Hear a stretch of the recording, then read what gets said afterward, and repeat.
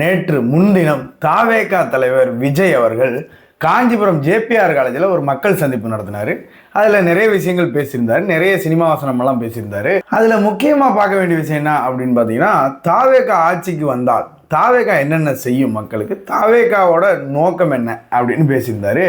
அதில் என்ன சொல்லியிருந்தார் அப்படின்னு பார்த்தீங்கன்னா, அனைவருக்கும் நிரந்தரமான வீடு வேண்டும் அப்படின்னு சொல்லியிருந்தாரு. அதுக்கப்புறம் மக்கள் அரசு மருத்துவமனைக்கு பயம் இல்லாமல் போகிற அளவுக்கு தரமான மருத்துவத்தை கொடுப்போம் அப்படின்னு சொல்லியிருந்தாரு. அதே மாதிரி விவசாயிகளுக்கு பாதுகாப்பு திட்டத்தை கொடுப்போம் அப்படின்னு சொல்லியிருந்தாரு.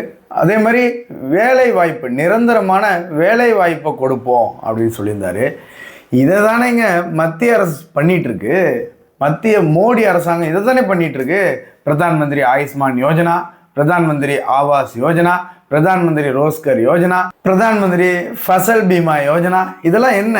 இதெல்லாம் நீங்க சொன்னதுதான். நீங்க சொன்னதை பாஜக அரசு நிறைவேற்றிட்டு இருக்கு, செயல்படுத்திட்டு இருக்கு. பிரதான் மந்திரி ஆவாஸ் யோஜனா, அனைவருக்கும் வீடு வழங்கும் திட்டம், நீங்க இப்பதான் சொல்றீங்க, அவங்க ஏற்கனவே செஞ்சுக்கிட்டு இருக்காங்க. அதை பிரதான் மந்திரி ஆயுஷ்மான் யோஜனா, பிரதான் மந்திரி ஃபசல் பீமா யோஜனா, விவசாயிகளுக்கு காப்பீடு திட்டம், பிரதான் மந்திரி ரோஸ்கர் யோஜனா, வேலை வாய்ப்பு, அனைவருக்கும் வேலை வாய்ப்பு திட்டம், இதெல்லாம் செயல்படுத்திட்டு இருக்காங்க மத்திய பாஜக அரசாங்கம். நீங்க இன்னைக்கு ஏதோ வானத்துல இருந்து குதிச்ச மாதிரி இன்னைக்கு இதெல்லாம் சொல்லிட்டு இருக்கீங்க.